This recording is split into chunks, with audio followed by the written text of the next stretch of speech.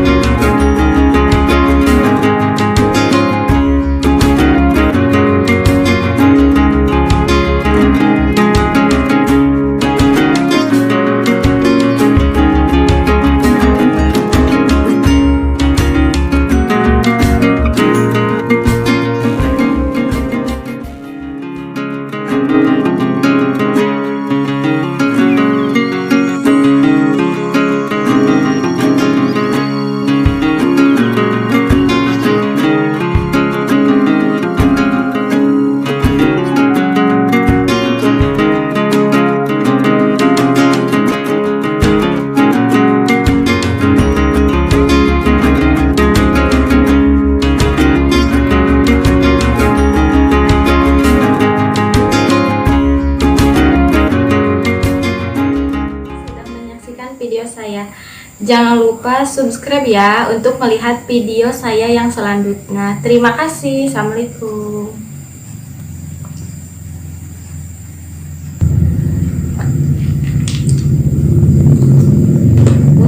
Enak rasanya, beda dari yang lain pokoknya. Selamat mencoba.